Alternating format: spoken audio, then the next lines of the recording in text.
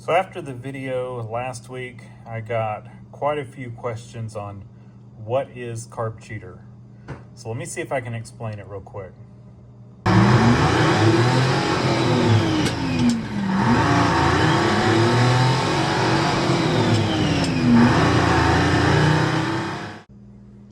All right, before we can talk about the Carb Cheater, we just want to do some very basic explanation on how a carburetor works, and that'll make Carb Cheater make more sense. I am not an artist, so I printed this out, but we're gonna do some artwork down here that is gonna be very crude, and so I apologize, but like I said, I'm not an artist.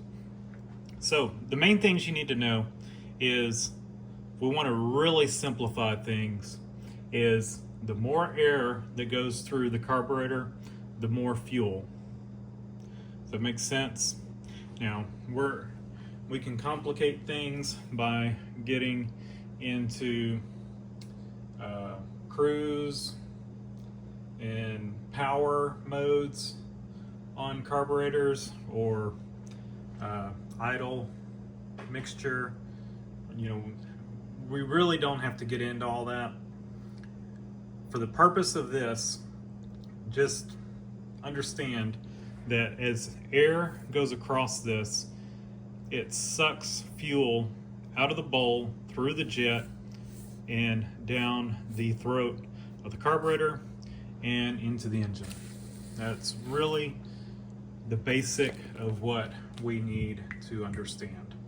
Now, what you've got is, as this goes down, we're just going to make a big cylinder here, and we've got a piston right here that goes up and down in the cylinder, a rod if you want to, and we've got a little spark plug right here, and again, I'm not an artist, but as this goes in, spark happens, explosion, and it sends it out the exhaust.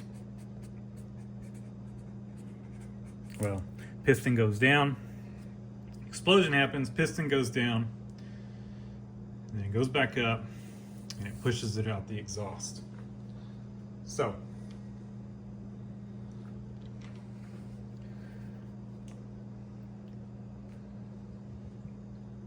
what can happen is, you can jet your carburetor. You've got, typically you will have, like I said, there's stages. So you have a power mode. We don't have to completely understand all that, but I do need to just mention it, that, I call it cruise. You can call it whatever you want, but I call it cruise and power. And the way most of the carburetors work, or let's say, we'll cover three types, three brands of carburetors that will cover quite a bit of what we would see in the muscle cars or the old cars we work on. You've got Holley, Edelbrock, and I'll mention Quadrajet. I'm a GM guy. So Holley has a power valve, and the way the power valve works is when the vacuum drops. So if you've got, let's just mention this, if you've got your throttle blade like that, you're demanding wide open throttle. Let's say you are, freeway entrance ramp or whatever, you punch it to get up to speed, that throttle plate opens, and all of a sudden you're opening it up to suck in air. And if you were monitoring vacuum right here, in the intake, this is the intake, if you were monitoring vacuum right here, you would see vacuum drop because this throttle plate opened. Now, what do you think happens if you let off the throttle and that closes? Or maybe not completely off, you do it like that. Your vacuum is going to increase, closing that, but the engine's still sucking. So you see higher vacuum. Typically, when an engine is under load, if you're lugging it, you're towing, you're accelerating, it's going to be lower vacuum. But if you're just cruising along the freeway or you're idling, you're going to have high vacuum. And this will make sense of why I'm explaining that. But back to how the power valve works. When that vacuum drops, that power valve opens and it adds more fuel, because if the engine is under load or accelerating, it needs more fuel. You need to richen it up. And Edelbrock uses springs and rods. Quadrajet has rods as well. There's stepped rods. Edelbrock and Quadrajet, stepped rods, and vacuum pulls them down and pulls those rods through the jet. So if you've got a jet right there, you've got a rod, and the rod is stepped so that high vacuum, it pulls that rod and closes off the jet. But when the vacuum drops, that rod goes up to the thinner portion and allows more fuel. Hopefully that makes sense. Now, Carb Cheater. Okay, before we even talk about Carb Cheater. So, your exhaust, you can monitor the exhaust and monitor the AFR, air fuel ratio. And Stoich is 14.7, and that is what most people consider optimal fuel burn. Lean is, let's just say 16 would be lean, or is getting pretty lean, and rich is probably anything 12 or under. So you want to be as close to this as you can on cruise for efficiency, but it's just going to end up with a cleaner engine. You run something rich all the time, yeah, that's why, one of the reasons why you tear down a carbureted engine, and it's going to be potentially more carboned up than a fuel injected engine, because the fuel injected engine stays optimal fuel ratio. You don't end up with fuel and stuff that maybe make it past the rings because it's running so rich. And getting off into a tangent, I guess. But anyway, really, this is all you need to know. So when you're tuning a carburetor, it's hard to tune a carburetor to get it like this, to get it Stoich. You can, but then you'll end up with certain scenarios, maybe the weather changes and it's colder, and now you had it tuned perfectly for, or maybe altitude. I drove to Colorado, and from Houston to Colorado, there's a huge elevation change. I went up into the mountains of Colorado. And so when I left, I had it tuned close to Stoich. But when I got up to the base of the mountain, it was extremely rich. So different factors, like I said, cold weather, hot weather, they can affect your fuel ratio. And different, maybe some different RPMs, show some kind of maybe a lean spot or a rich spot in the carburetor and the tuning that really is just kind of hard to get out, because you can't accommodate for every scenario with a carburetor. Yeah. So, Carb Cheater. So, Carb Cheater has a map sensor and an IAC, and that's an idle air control valve.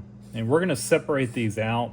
They're in the same block on the Carb Cheater, but let's just take that and we will make that 2 vacuum lines. So let's just pretend this is 2 vacuum lines on the intake manifold, one for the IAC and one for the map sensor.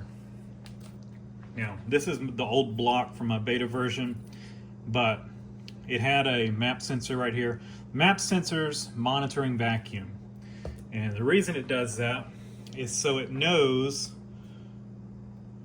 if you are under load or if you're cruising. Like I said, cruise will have high vacuum. Engine under load, your vacuum's going to drop because it needs to know. You want, when you're under power, you want stowage is not ideal for power. It's ideal for cruising and efficiency, but it's not good for power. Especially, you know, something higher compression, more timing, you're going to start pinging, trying to run stowage for heavy throttle. So you're going to want it richening up, and that's where these stepped rods and power valves come into, is so when it's under power, it adds fuel and richens it up. It also burns more fuel, so it's not just making the mixture richer, it's requiring more fuel in general. But if you want more power, aim for richer, 12.8 or something like that. So it's monitoring map or vacuum with the map sensor to determine the load on the engine. And then the IAC is doing a controlled vacuum leak. So as we said, the more air that comes across here, the more fuel. But if you add air under the carburetor, it doesn't add fuel. So what does that do? It leans it out. And so Carb Cheater can lean out your fuel mixture by adding air below the carburetor. And when it does that, you will see your AFR lean out. So if you're, cruising at 12.8 and you put the Carb Cheater on, and, it can only flow so much air. So you got a big engine and it requires a lot of air, and your mixture is way off, it may not be able to get it to stowage. You may have to lean out your jetting and your carburetor to get it closer where it can get it to stowage. But anyway, that's what it does. It adds air below the carburetor to lean out the mixture. So you want your carburetor jetted slightly rich, and then Carb Cheater will do what it can, adding as much air as it can to get it close to stowage, to get to stowage or close to it. Now you can adjust this to whatever value you want. It has like a cruise AFR that you can set, and then it has a target power. It has target idle as well. So you can adjust all these parameters on the Carb Cheater, but the main thing to know is that the genius behind this is the map sensor, so that it knows if it is under power or if it's cruising. Because if it just leaned it out all the time and it was targeting stowage no matter what the engine was doing, well, that's not good for power. So by monitoring vacuum, it knows if the engine is under power or if it's cruising. Does that make sense? Hope I didn't muddle that up, but let me mention this. There's a wideband sensor in the exhaust. That's what's monitoring the AFR. So you have your Carb Cheater box right here, the brain of it. It's connected to the map sensor, it's connected to the IAC, it's also connected to your ignition, so it knows RPM, and it's also connected to your wideband. This is the wideband. I was talking about it monitoring the AFR, but that's how it does it with the wideband sensor in the exhaust. It's monitoring the exhaust for the AFR to then relay that to the box here that then either opens or closes this IAC.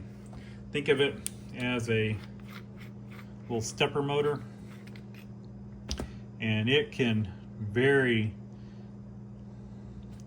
how much it's open or how much it's closed. So it's not just open or closed. It can, you know, go infinite. Infinite, well, I don't know about infinite, but the travel that it has, it can go any step all the way from 0 to 100. You know, 0 is fully closed, you know, fully seated against here, fully closed. 100 is fully open. You know, it can step anywhere between 0 and 100 to flow between 0 and 100 capacity, that whatever you can get through this little orifice or hole, whatever you want to call it. Anyway, hopefully that makes sense. If you have any questions, you can leave them down below in the comments. I'll do my best to answer and explain anything. I'll also put a link in the description to Carburetor Innovations as the Carb Cheater. I'm not affiliated with them in any way. I don't make any money off of it. I paid full price for it. I paid full price for the upgrade as well. Paid full price for the beta, and then I paid full price for the upgrade. In the next video on this, I'll show you installing the 2.0 upgrade. But I figured since there were questions about what Carb Cheater does, I should have explained that in the last video. Figured I'd make a quick, I say quick, we're at 17 minutes. I figured I'd make a video to try to explain it.